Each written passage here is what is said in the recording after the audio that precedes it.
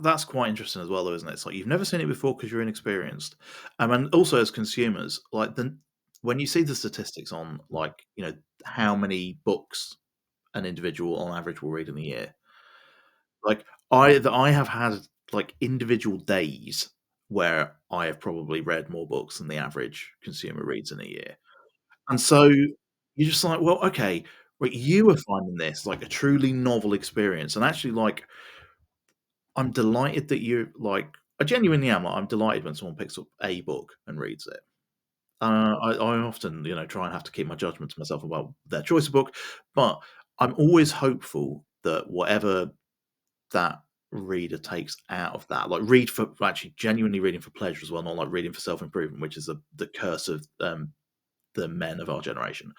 Um, I'm always hopeful that that will just like it light something, and then they'll be like, 10, 15, 20 books later, they'll be like, "Oh, this is really interesting because this book was written like 60 years before that one, and oh, that thing that brought me in, I can still it's not gonna ruin my childhood. I can still have affection for it and love for it."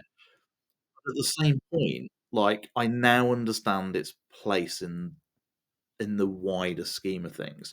And I guess, like, I'm at quite a happy age where because so I'm 43, and that means that, like, the books of my childhood were not particularly disconnected in time from, like, the real origins of the genre. So when I was quite like I was a very bookish child, so I was reading like Tolkien and H.G. Wells and Jules Verne like concurrently at like 5 or 6, um, and like Asimov. So like I'm rooted like I've been able to sort of like pull myself quite quickly through the genre arc. Whereas if my kids start reading that, well, like, my kids do read and they read actively and but they're reading modern books, that are age appropriate for them, and we litter in like Princess Bride or Never Ending Story, and those sort of like foundational pieces.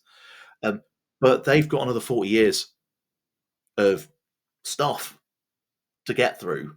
And some of it's stuff that I love, and I'm like, I think these are the foundational pieces. You should read these. These are amazing.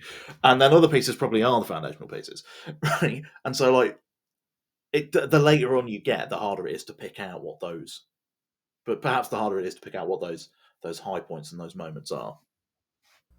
Yeah, absolutely, right. And it's part of the education system too. I think has gotten I don't want to say like lazy, but there's the staples they just lean on. Everybody's reading the same books they've always read, and they're sure like it's important to kind of all have the same base, but given that there's so much out there and so much that we could be learning from not even modern pieces but just different from what is in the regular curriculum, um, I'm speaking from a Canadian perspective, but I know in the US it's a whole different. I don't even want to get into that conversation of what's happening with the books that are being allowed to be read there.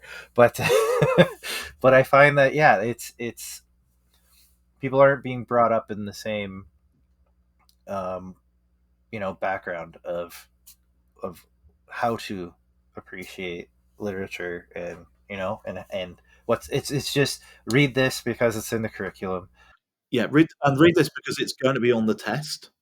There's a big accusation in the UK that like people have completely lost the ability to read full long form, like anything longer than a novelette, basically, because they know they're going to only be tested on extracts, and therefore, and I don't think I think it's an accusation that's coming from a very particular cultural place, um, and I don't think it necessarily holds as much water as the people making it think it is. Which is also interesting though, because they are also the people that's choking off the money to the education system. So I struggle to sympathise with it. Um, but you know, it is difficult to like when teachers are being forced down a route to teach to a test, and to teach within ever shrinking. You know, talk about like what risks people are willing to take. Here's another area where appetite for risk and variation is compressed down to a very narrow pipe. So yeah, we're going to read the same 5 things for the same 5 reasons. Teach the test, test, test, test. Teach the test. That's okay. Well, you're learning how to pass a test, which is a useful skill at times. it can be a useful skill, but actually, once you get finished taking the majority of your tests, uh, learning to read because it fills your soul with joy is a slightly more useful skill to have acquired because that way you might have a joyful soul, which could go some way to addressing things like, you know, the epidemic of loneliness. I'm never lonely because I've always got lots of friends to talk to. They're all imagined. That's fine. We have in our family life some quite challenging stuff, and people say to me, "Okay, well, you always seem so chipper, though, Joel." And I was like, "Oh, yeah, but the thing is, like, particularly like, my wife deals with her emotional state in quite a different way. So it's like she can sometimes obsess or like get stuck in a loop where she starts thinking about some of the potential negatives of our circumstances, and then they weigh on her and they burden her. And it's like, well, I don't do that. And it's like, well, what do you do? And I was like, well, I invent people and then I murder them. I do that like most days. Like I'm like, time to write a short story. Oh, I'm feeling a bit glum. There's going to be an industrial accident. I've got some bad news for you. And I pick up a name and I'm like, bad news for you, Steve. You ain't making it to the end of this. You know, I've got I've got a novel sitting in the stocks waiting. I'm not sure what I'm going to do with it yet. Um, it's super tropey. It's loads. I had quite a lot of fun writing it, but I got to this point. I'd written the end. I got to the point where I could work out what the end was. Wrote the end, and I had this section like second half of the third act, and I wrote an A4 list of all the characters that were left in the book, and I called the list "People Left to Kill," and I murdered my way through them until I got to the end. A couple escaped, but really only for the reasons of time constraint and like narrative continuity. You know, it's very like I could be glum. I could be a glum person. I could be an anxious person, but instead, yeah, I make up people whose deaths are unpleasant and imminent, and then you know, and occasionally I wrap those around like silly puns. Nice. So there's a catharsis to it, but Yeah, yeah, I would heartily recommend it. But I have a catharsis in writing, I have the catharsis in reading, I have the catharsis in talking to the indie community. I found a wonderful place to like engage with people. I can talk to people about like poetry, their poetry. I can read pieces that are like heartening. I can read pieces that are incandescent. Best piece of poetry I read last year was in Taco Bell Quarterly, which is an absolutely ludicrous publication. I don't know if you've come across it. have not. Oh, it's brilliant, right? It's such a simple conceit, but it's executed so well. It's a online literary journal, and the only rule for submission is that every piece that is submitted has to be about Taco Bell in some way, shape, or form. I'm in. Quality of the writing in that is unreal, and there's a concrete poem in one of the episodes in sort of in the autumn that is called something along the lines of it's the portrait of the artist beating Henry Kissinger to death with a shoe. And so the layout is spectacularly done. It's really cleverly drawn with the words, but the words within it are so potent as well that you get to the end of it just filled with the righteousness of the poet's work. And so you can read that and think to yourself, like, I, as a consumer, read that and as like an appreciator, read that and thought that was incredible. I now have to tell about 10 people. I'm talking about it still, like 6 months later, I'm still talking about this poem. That's the impact it had on me. Um, so I'm going to tell some people about that. I'm going to sit down. I'm going to try and learn how to write concrete poetry because I'm inspired by it as a method of communication, as a method of expression, um, and yeah, like that is there, that is available to you in a way that addresses that feeling of that addresses if you have a feeling of solitude, if you have a feeling of powerlessness. Like like that is what literature is for.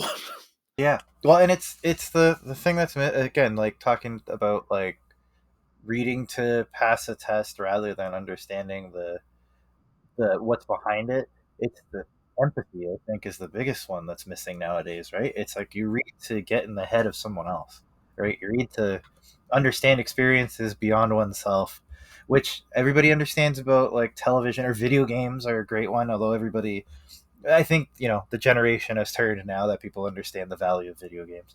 But way back when they would say, "Oh, they're candy."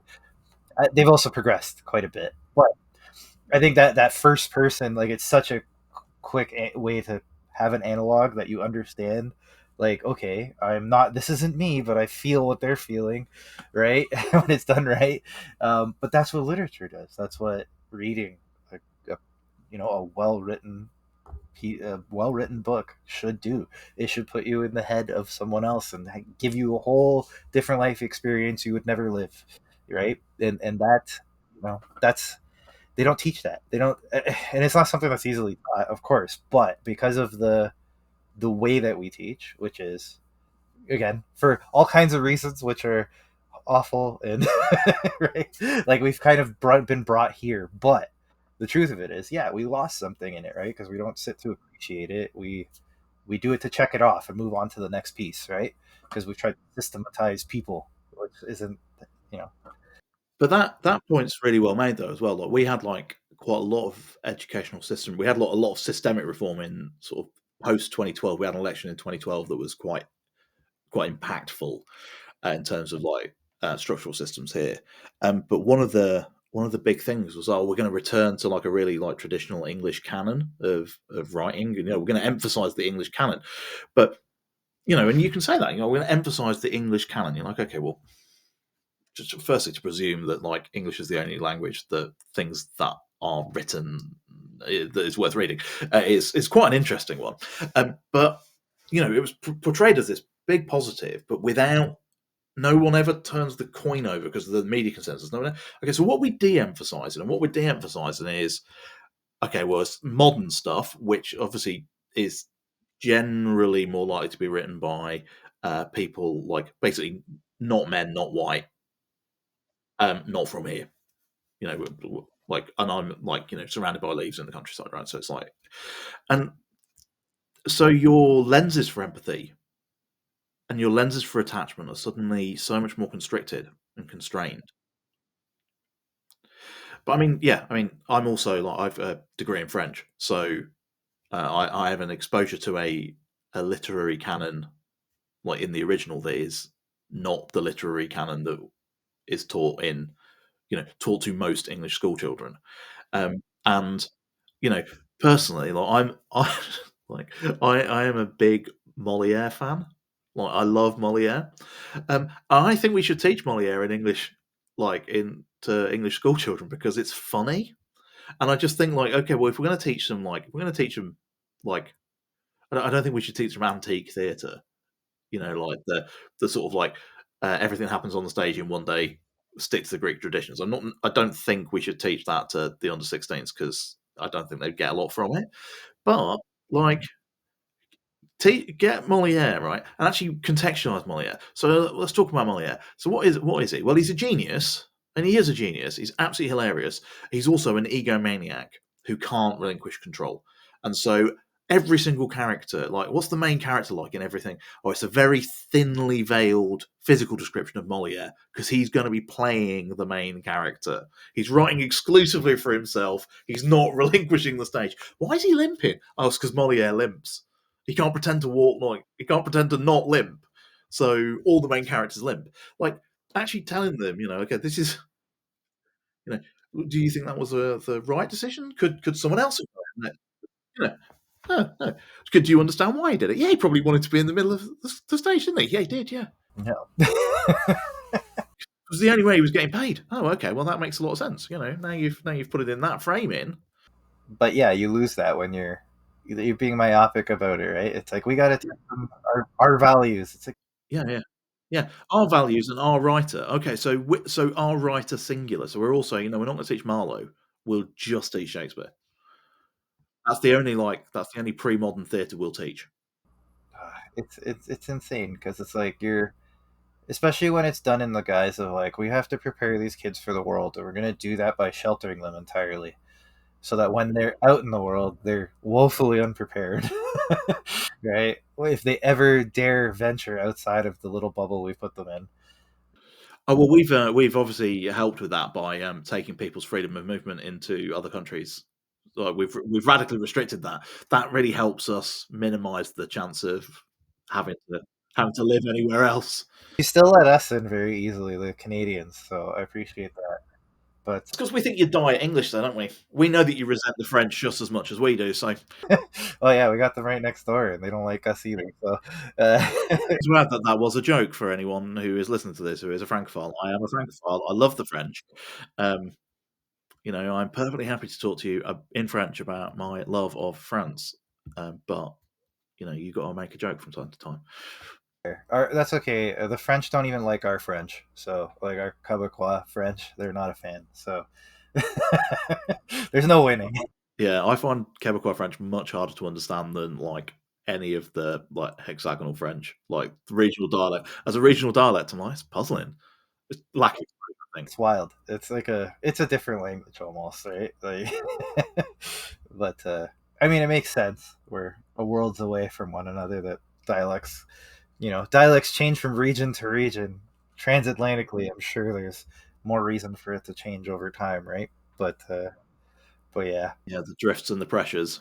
yeah, exactly, right. And then here, it's as much as they try to push back.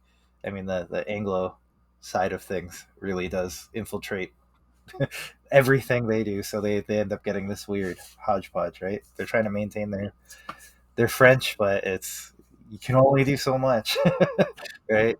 No, and you get that in like business French as well. Like sometimes you come across a word and you're like, I think I know what this might mean from like I can contextualize it, but you've come a weird way of getting here from like that started with just a blanket refusal to use the English word. Yeah, yeah, that's right. That's pretty much that's Quebecois in a nutshell.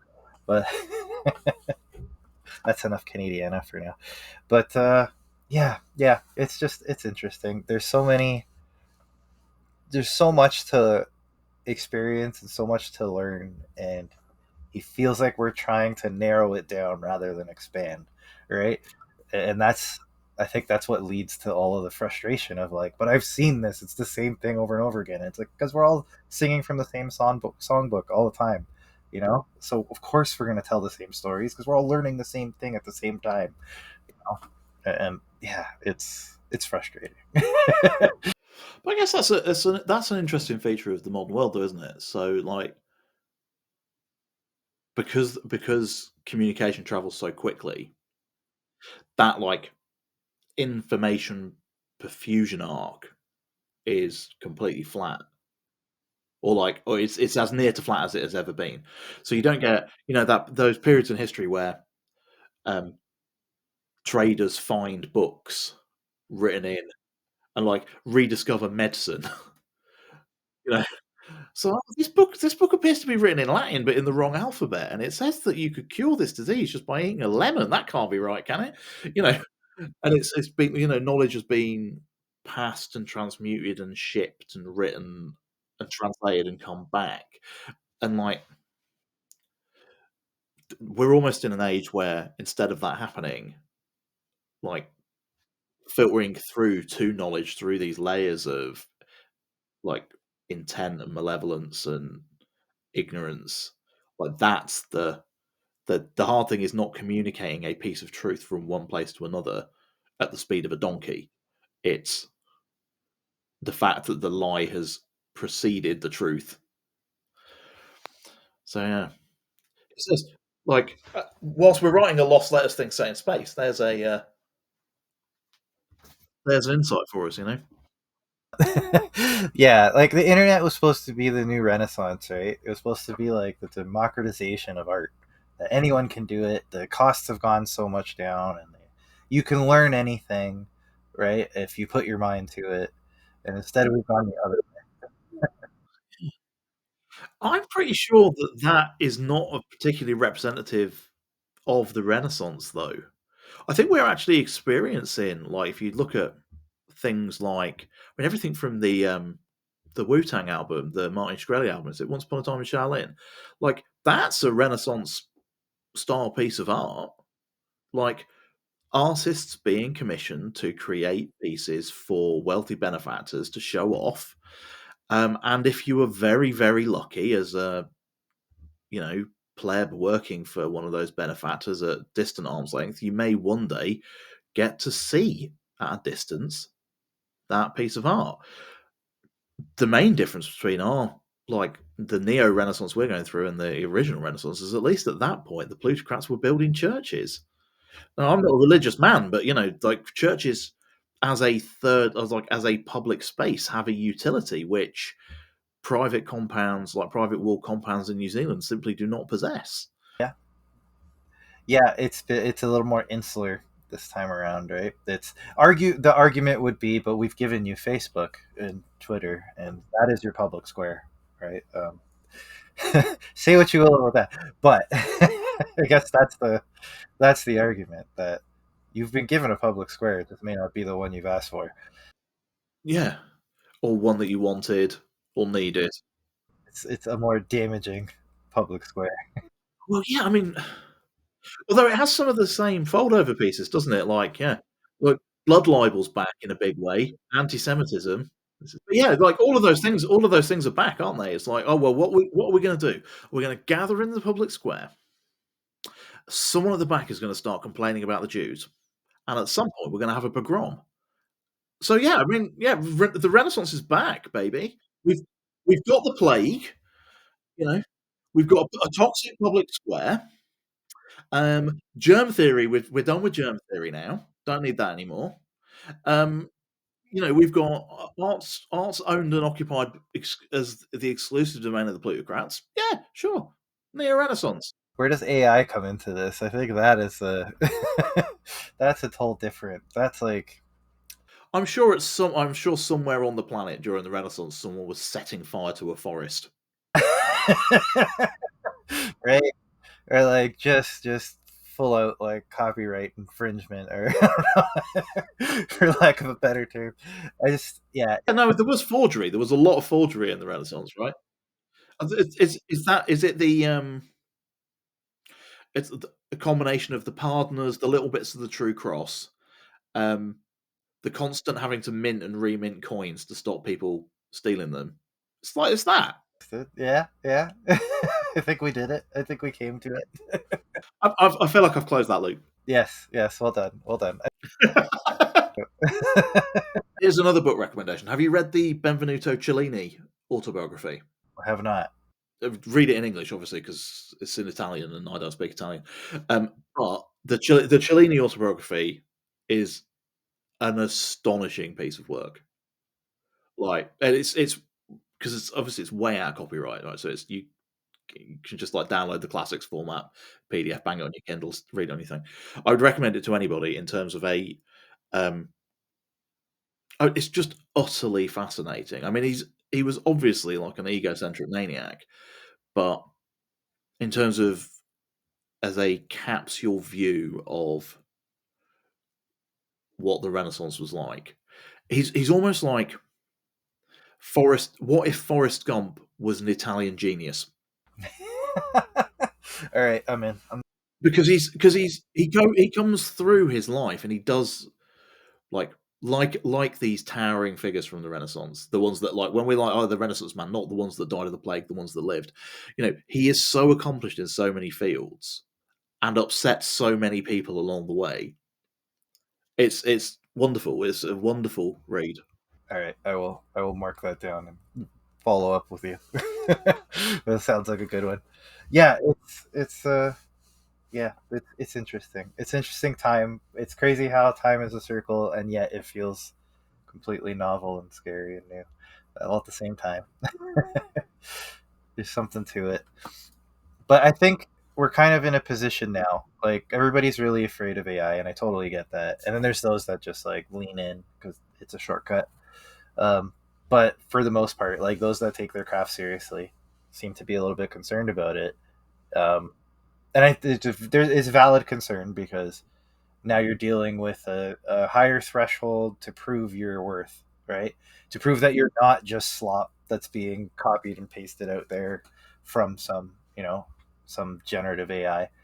But it, if anything, it's pushing you to go beyond those like first couple steps to try to come up with something novel. And again, we've discussed it's nearly impossible to do so, but you have to put that extra effort in, right? Where before you may have been able to get away with something that was subpar, and if enough people who haven't don't know what you're referencing come across it, good for you. Now it's like you have to just put in that extra 2 or 3 steps to make it something unique, right? That AI can't just come up with on a whim that somebody says Star Wars, but on a but in Nebraska, boom, right? So having gone through a couple of cycles now of sort of trying to pitch novels to into traditional press, a couple of like remarkably unsuccessful cycles for reasons that I partly to do with my ability as a writer and partly to do with other factors, right? And so obviously the thing, yeah, well, yeah, and like just the like yeah, there's lots of stuff in there, and obviously like the one that I can control is the quality of my work, right? So that's the thing that I'm more focused on. But the need the need to pitch, if you're pitching traditionally as um, X meets Y, X versus Y, can you? Well, and so like so I have a novel. It's called The 13th Prince. Right. It's my first like proper novel. It's like 95,000 words. Um, and I pitch it like I worked out what the after a while of like just smashing my nose against the wall. I realised that the pitch for it was um, uh, Glenn Cook's The Black Company versus Suits. Right? So it's like it's low fantasy, um, which it is, which and it is like Glenn Cook is one of my favorite writers. I think I've probably got 25 or it might be 30. I've probably got upwards of 30 Glenn Cook books sitting on the shelves downstairs. Love him to pieces. Love everything that he's written for various different reasons. It's not all the same quality, but love him. Um, and but it's a bit office politicsy and it's a bit bantery, and so Suits. Or like sometimes I say like The Big Short because there's some financial crime in there. But it's got like there's an arc in there that's about like that really interrogates the concept of predestination and the chosen one myth because, as I said earlier, that's something I'm really interested in. Um, there's an awful lot of financial crime in there that is really like, and it's a very complex sort of the economics of the setting are very like meticulously worked through because which is why it took me so long to write because that bit of it had to work properly, right? But those aren't things that you can be like. So they are unique features, So it's influenced by like one of my favorite sort of pulpier fantasy books is a book by Raymond E. Feist called Rise of Merchant Prince, and it's smack bag in the middle of his Rift War stuff. But there is like one of the main plot arcs in it is about options trading on wheat in a fantasy world, which absolutely shouldn't work, but is so well executed in terms of like the stakes and the it being wrapped around espionage and this character trying to claw their way from their very humble origins. So it has like almost a historic fantasy bent to it, like historic fiction bent to it, with this fantasy saying, yada yada yada. So there's a degree of influence. Like when I started to write this book, I was like, well, I know that this can be done because I've seen it done, and I think that component of that series is I think is incredibly well executed because it made me interested in it. I mean, I know I'm an old fish, but like if you're reading it when you're like 11 and you're like, this is cool and interesting, and it's about options trading for wheat, it must be relatively. Yeah, there's something to it. Yeah. So if I'm like, um, and there's more recent stuff. There's a book called The Red Knight, and in that by Miles Cameron, and in that series, there's some dilution of the sovereignty of the silver with lead, which again was a thing that people would do as an economic weapon. So there's a whole thing in this book about like economics as warfare, commerce as warfare, propaganda as warfare. It's a caper, but it's not like second act, third act.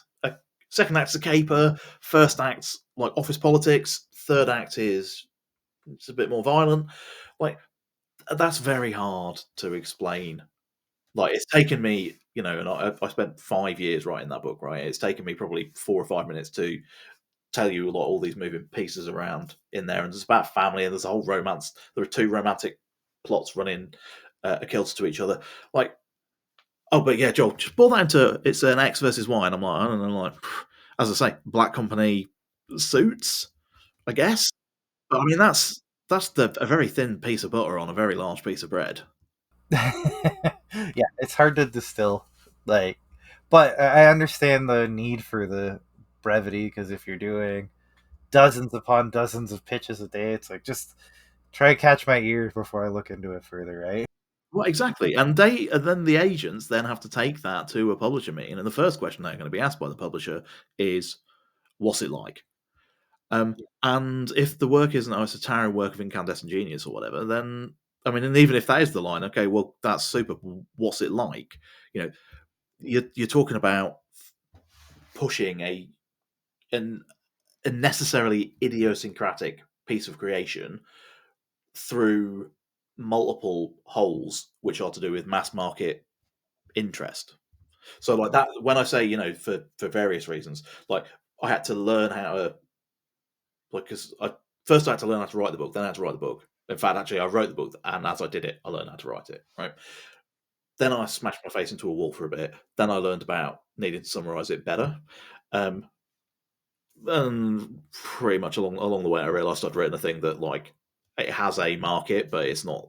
That's Do you know what I mean? I never pretended that it was going to be the next Harry Potter. Sure. As much as you might want it to be.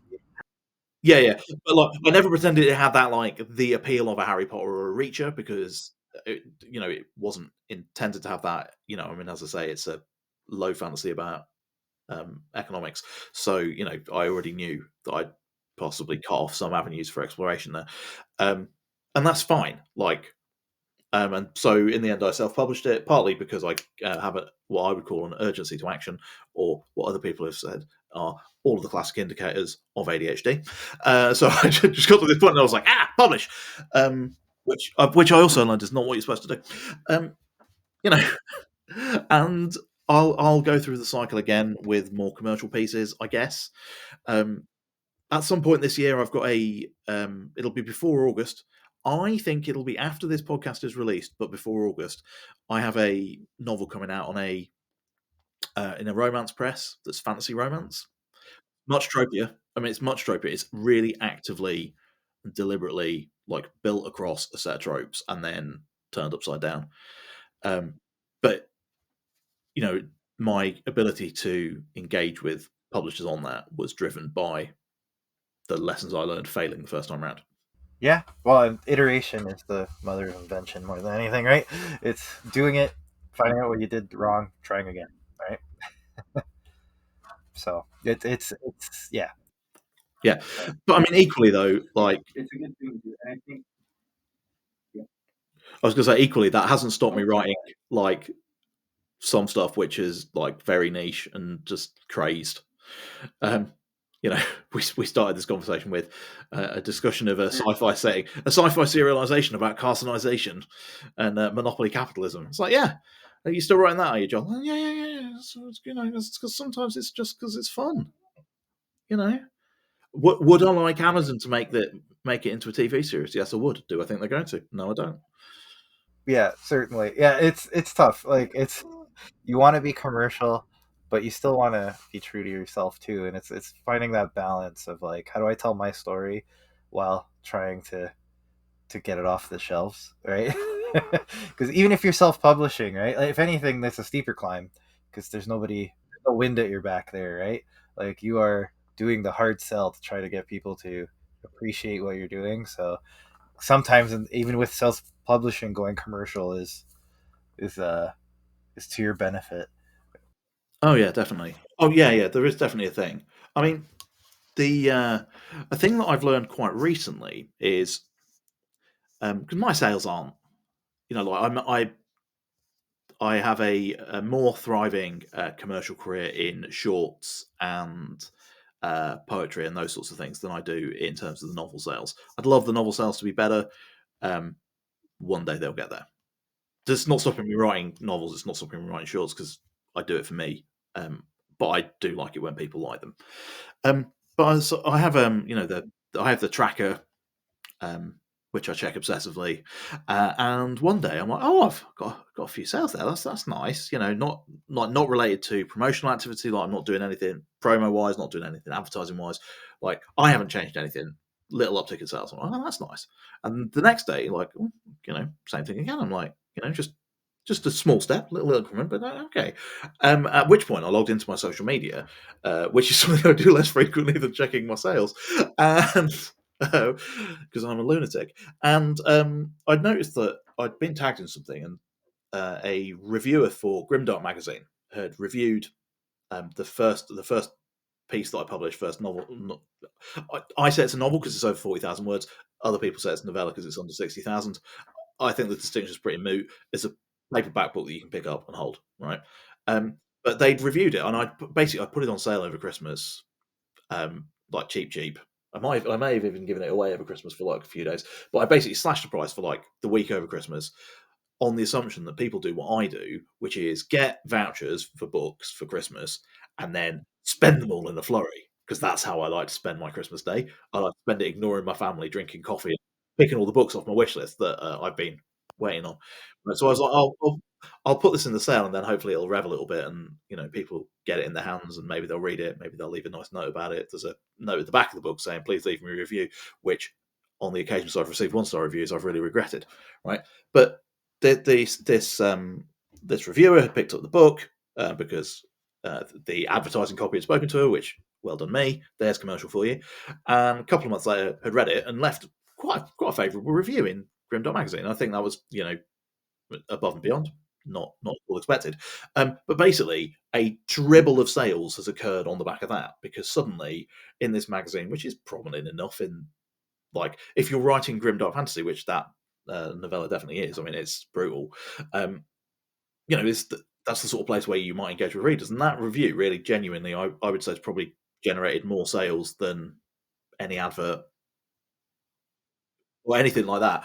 And because there's a sequel to it as well, there's a potential drip through effect from that, and then I've got other stuff which hopefully will just continue to drip through. So that one engagement with someone who is a taste maker of sorts, in a not a it's not like a New York Times best-selling like New York Times or New York Review, but like nevertheless, tastemaker in a particular niche is the thing that helps. So Yeah, it's what is it? Luck is opportunity meets preparation. I think that's right. It's like that you had the work out there to get that review that got and some luck plays into it, but that opportunity popped up and now it's starting to pay off, right? But if you're not out there, you're not getting that opportunity, right? So yeah, exactly, and that's why I have pieces that are out there that are about that I've written and put into places where people can download them for free. I have other stuff that's sort of behind paywalls.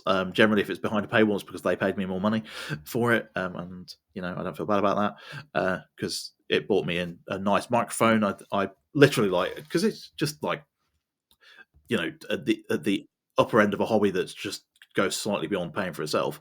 But I bought myself a nice microphone so I could do podcasts with people to chit chat about reading and writing, and to record. So I have a YouTube channel that I've started to like read some of the short stories into, read my kids' books onto, you know.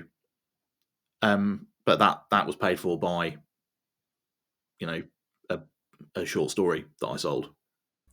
yeah, it's nice. It's how you slowly build your for lack of a better term, build your business, right? I know writers hate hearing that, but that's the truth of it. It's you have to be. Well, that's it, though, isn't it?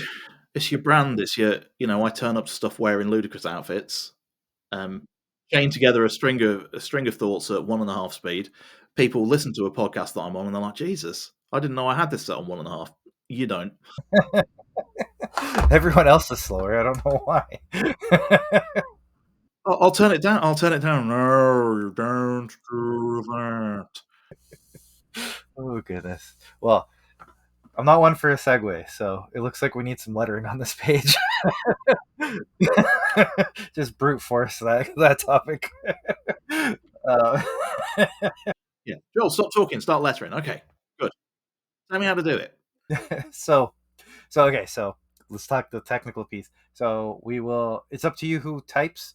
I could type. You could type. We'll brainstorm together. Um, we type it into the chat. Roberto copy pastes it.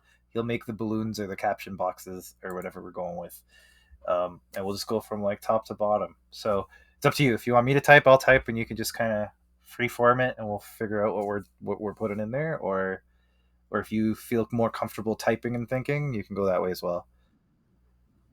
I'm looking and thinking right now. I don't have. I'm not possessive, so that helps. Especially when I'm outside of my zone of expertise, I try to become less and less possessive in those situations. Yeah. Yeah. So in this case, I like the touch Roberto with him not wearing pants for whatever reason. Uh, that he's woefully unprepared for this message he receives. He's not even dressed. Um, so how do we build this out? Right? He goes through this. That's how I mentioned the astronauts in the space station. Just no one wearing pants. Well, I don't know what that says about you, bud. They're just super comfortable, man. They're alone. Nobody's there to bother them.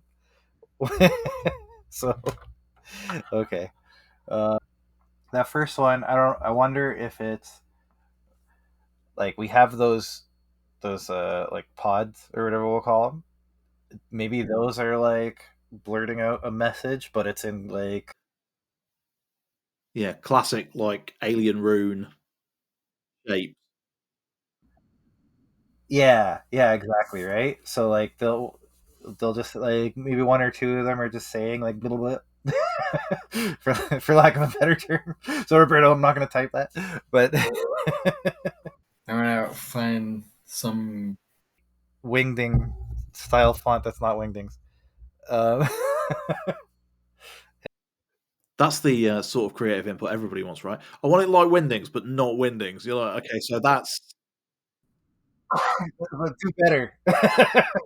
So the magic of comic book writing, I'm going to tell you a huge secret here, is that the artist does a lot of the work.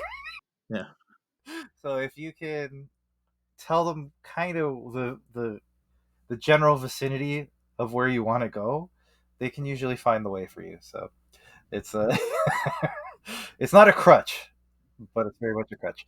Um, so don't feel bad if you have to say, "Hey, Roberto, find me a wingdings." It's not wingdings. yeah. Do it again, but not shit. You know, helpful feedback. Version, make it good. Do this, but good. Um, all right. So he's in his now he's in his pod. I wonder what. How does he react to this? Does he say something? Does he? Okay. First thing to get out of the way: is he saying things or is he thinking it to himself, given he's alone? Right. Um, I think thinking, right? yeah, I would lean to him thinking, and the reason why is because then it gives you a good button in the very last panel that if you want to throw a nice little curse out there where he says it out loud, that's like the only time he bothers to say something out loud. So you just have him throw a fuck or shit out there. We'll just make this a explicit podcast. That's okay. But I needed warning beforehand if it wasn't going to be. that's fair. I think You can't phone an Englishman at 11 p.m. at night and be like, I needed warning beforehand if it wasn't going to be. Oh, by the way, an hour later, you shouldn't have been swearing. Like, how do we express utter boredom? so. Okay, so he's definitely thinking it. So we're going to deal with the like caption boxes. So what is he thinking to himself as all these things are popping up as he's sitting there with pantsless? And disinterest. Right? Is it like because like he doesn't seem to get spurred out of it until that third panel. So in that second one, it's like there's nothing on, or another 100 days of this. I don't think I can do it. Oh, that's fun, isn't it? You can see the Alan Moore influence with the heavy captioning. Yeah. Is it an Alan Moore thing or is it a British thing? I feel like it's a very British thing. I think it's a 2000 AD thing, isn't it? But that makes it an Alan Moore thing because because he's this. So I've got a novel that's knocking around at the moment. I'm trying to convince someone to publish. And I got some publisher feedback on it from they weren't taking it, but one of their initial readers was like, "Oh, it's really reminiscent of Glenn Cook," and I was like, "You know what? I'll take that." Like, it's, it's really reminiscent of like the high watermark for what I believe is the high watermark of low fantasy. Yeah, super. That It's like, yeah, right. Reminiscent is the right word. If it's I mean, it's definitely not derivative. I'm not as cantankerous as Glenn Cook for one thing. Like that man will not do an interview, whereas I would. I'll attend the opening of an envelope. you're, I hope you're at least a notch above that here, but we'll see. We'll see when the numbers come in. Yeah, 7 views. He's never coming back. People hate him. They just look. They clicked through. They saw that stupid jumper, and they were like, "No, that man has nothing interesting to say." Oh goodness. All right. So I was thinking, Roberto. I was thinking, I've got the 3 boxes that I've written there. I thought maybe they would be the 3 like captions like you've just done there. Those floating boxes. The computer counts the days. Computer counts the distance for the top box, for the top panel. Then I sit surrounded by machines. A human presence demanded but not required as the second. Novelty is to be avoided as the third. Yes, but third panel, right? Okay. Right on. Yeah, it's the. This is so what you're doing here takes some skill. It's usually you almost have like a dual narrative, right? It's the what's happening in the real world and what's happening in the captions in the you know and it's very rarely done well. I find it's when it's done well, it's very impressive. I think we're heading in that direction, but I'm not biased at all about it. But but yeah, it's I always find it interesting because sometimes it can almost be distracting when it's done poorly, right?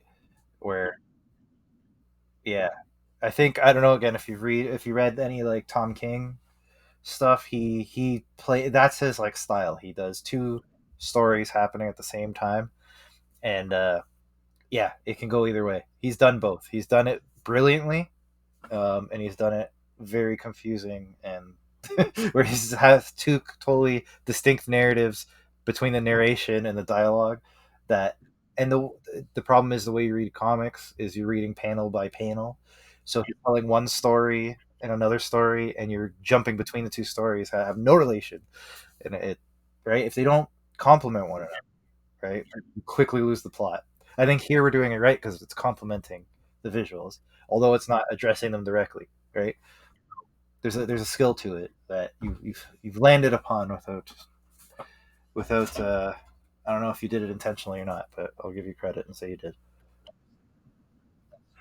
That's what I was going for.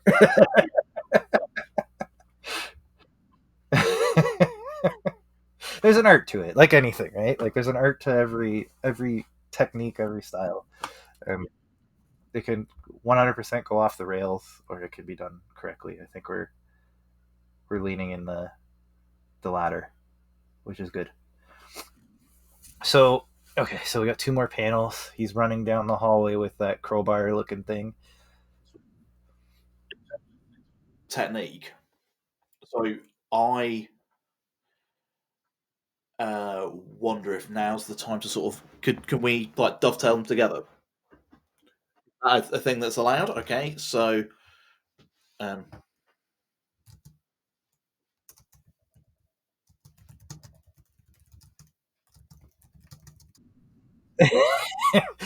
Yeah, we're dealing with chat boxes, and well, we're doing this again from the UK to Niagara Falls. It's fine. It's if a period doesn't make it overseas, it's all good.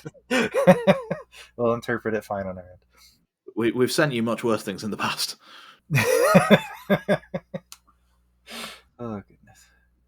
I've changed my mind about the words in that box. Well, not changed my mind. How about a line has been crossed instead of we crossed a point of no return? This is always the most thrilling for for viewers, I think, as we quietly think about what to write. That's how I get women, to be honest with you. I'm like, hey, baby, would you like to see me? Type some words. Give me about 20 minutes as I think of the next thing to say. I have to revise it a few times before we get there. My second step would be to search for the word had in this document and delete 400 of the 500 instances that have somehow crept in. Yep. Didn't know I was doing it. Second time you like with all things, right? Second time you receive the same piece of feedback, that's the time to really closely examine the piece of feedback. Yes. First time could just be personal taste. The second time you're like, people keep saying this. Yeah. How many times can it possibly appear in the? Oh my god! Yep. Yep. Sometimes you just get caught in a loop, right? And you don't realize you're doing it. Well, especially if you're writing close past as a tense structure. It's just the easiest way to put in the thing that has happened. And actually you've got to reframe all your sentences around not doing that. So before we finalize this panel, do you use dictation at all, or you just straight typing old school? Yeah, no, I'm just literally brain to finger interface. Just flows. Flow when I'm in flow state, it just flows out. If you ever use dictation, so I use it a lot for I got the weekly newsletter and all that, so I'm always using dictation. There you find you repeat quite a bit, and you have all your idioms and things you're throwing out constantly, and yeah, you quickly realize how you speak when you're dictating what you do every week. It's yeah. I don't think I want to find out how I talk. I think I'm quite comfortable talking and other people having to listen. It's like, oh, I'm not as eloquent as I thought I was. So okay, with that, all right, we got the button here.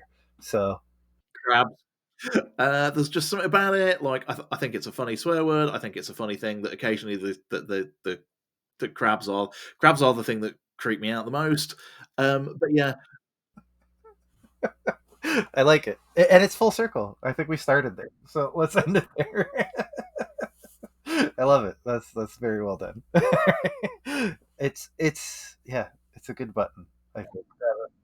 And is it the balloon or just a caption? I think this one's the balloon. This one's the like out loud. Is it crabs or crabs? with a B. Okay, that's why you have to type instead of me. He's like, I'm the artist. I do not deal with your mundane world of grammar and punctuation. Speak clearer, Englishman. If we're to do anything right, it should be the words. You know? Two writers, one artist. You think between the two of us, we could get this right. We caught it. We caught it. Nobody has to know. We caught it. It's fine. This this computer program is very clever, isn't it? Like, I mean, obviously, it's the skills in the driver. Like, I could possess this computer program, and I think my limit would absolutely be drawing the boxes around the words. But it's very clever. Like the capabilities that it has. It's Oh yeah, it opens up like a whole world of things you can do, right? Where um, doing things traditionally. There's no going back. I think is the key thing, right? Roberto, correct me if I'm wrong, but I sometimes I miss the feeling and the maybe the happy mistakes you can have with traditional media, but economics time beats all that experimentation. Well, you can experiment here too, but it's it's a economic thing. Time is money. yeah. I can see why the tactile component of it would be quite different. I can see why the tactile component, like that physical sensation of putting like the pencil down harder or the feel of the nib. Um, but I mean, as I say, like as I said earlier, I can't draw at all. So so it's all witchcraft to me. Like I can't even read my own handwriting. Like I have a brain to keyboard interface. I don't have like Uh, Dictation. You gotta try Dictation. It's surreal. It's upsetting and it's surreal. Again, I use it for certain things, right? Like I use it for the newsletter because the newsletter is more conversational anyway, right? So, but then you just end up like if you hate editing, don't dictate because you will spend 4 times the amount of time that you normally do in edit. Like, But the thing is, I type faster than I talk anyway. So fair enough. That's impressive because you talk quite fast. Yeah, that's fair. I jump between both to be honest. But again, it's for the newsletter. I find you know what if it's going to help me stay on similar to Roberto's point about this. If it's going to help me stay on deadline, I'm going to use it. All right. Uh, yeah. Alrighty. Got it all signed. It's looking great.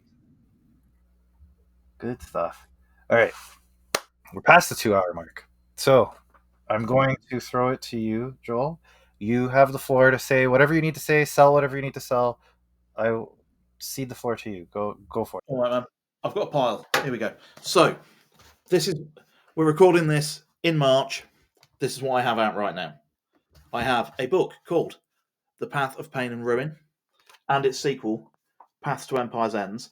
Now, we talked a lot during this conversation about media literacy. This book has got a skull dipped in bronze and covered in blood in it. Someone that I know was like, oh, I'm going to read this with my kid. And I was like, remind me how old they were. And they were like 8. And I was like, no, don't do that. Don't do that. Someone gets set fire to on the first page of this book, and frankly, things go downhill from there. I have got a number of personal acquaintances who have told me they could not finish it because it's too violent. Um, my brother-in-law read it, and he is an English teacher. He's got a master's degree in English literature from Oxford University, and he said it's the second most violent thing he's ever read after American Psycho, which, frankly, again, it's quite a high bar to get near. So, yes, that is like Bronze Age, dark magic. There's lots of people getting set on fire and stabbing. That's fun. This is the 13th Prince. I'm waving it at the screen. That's the book I've already discussed today. I had a lot of fun writing that. What else have we got? What else have we got? What else have we got? There's some poetry out there. This is called Untimely Verses. That's on Amazon. You can get that. It's a sort of look at the news from last year. I've got kids' books. This is Tales from the Littlest Kingdom. I didn't do the drawings on that before anyone says anything because they're like, "Well, those look like professional drawings." They are professional drawings.